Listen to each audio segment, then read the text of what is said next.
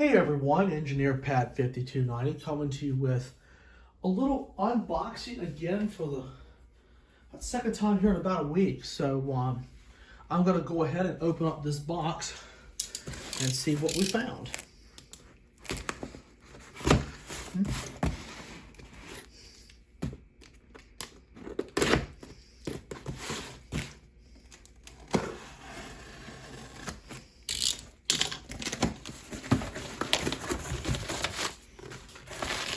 Oh yeah, I forgot I ordered this.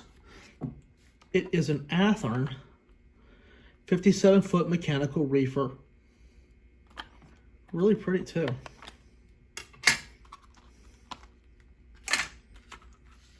Gorgeous piece. And built really well too. Look at that. It says cold train right there on the side with the reporting marks and the safety stripes. Even has a little grill right there on the side. Very cool. All sorts of separately molded in items. Even the print on these things is incredible. Check it out. Gorgeous piece. Let me get the box out of the way. This is impressive.